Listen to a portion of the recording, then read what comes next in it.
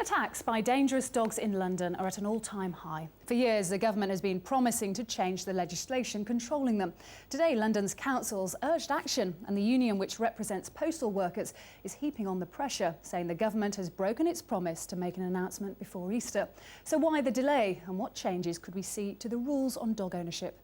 Victoria Hollins has been finding out. There are more of them being seized by police, and there are more of them being put down. Now, 33 London councils have joined the Postal Workers Union to call for tougher action against dangerous dogs. Our members are the biggest group of victims. It's not getting any better, it's getting worse. The level of injuries are getting worse. And many of these people that get attacked they are unable to go back to doing their job. They are so not only physically but psychologically affected. The police and local authorities already have powers to seize dogs they consider to be dangerously out of control. But London councils and the CWU want the law extended so it covers private property, to make it faster and cheaper to prosecute, and to make the penalty for owning a banned type of dog the same as an offensive weapon. At the moment, the maximum penalty is a £5,000 fine and/or 6 months in prison. The penalty for an offensive weapon is a £1,000 fine and a maximum 4 years in prison. But for those who work with pets, like professional dog walker Ken Hall, it's not about harsher laws, but better enforcement of existing ones. It's who's going to police it and look after it and report, and how quickly you can report the issues with the dogs and how quick the response can be from the authorities, because they're already stretched. The last government began a consultation back in March 2010 about what to do over the issue of dangerous dogs. When the new government came into power, it seemed pretty supportive of the idea that changes to the law were needed.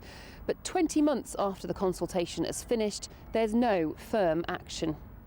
2 weeks ago, a Met officer suffered life-changing injuries in a dog attack in East London. But the body that represents police officers says dogs can't be considered in the same way as knives. The Kennel Club agrees. In the wrong hands, of course, a dog can be used as a weapon, but it's slightly different than someone carrying a knife, for instance, because the dog owners have a legitimate reason to walk a dog, whereas maybe some people don't have a legitimate purpose to actually walk around with a knife in their pocket.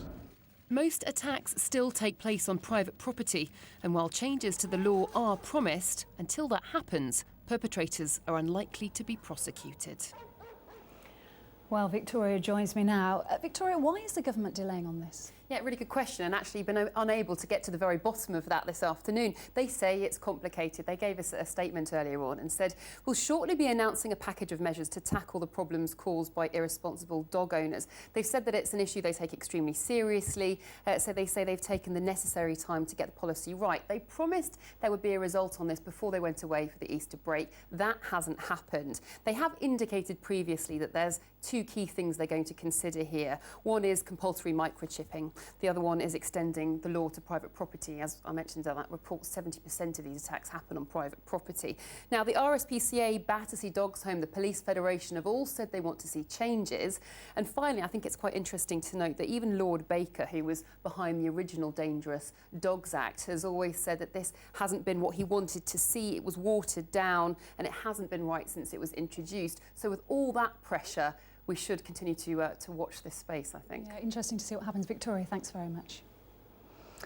Next to the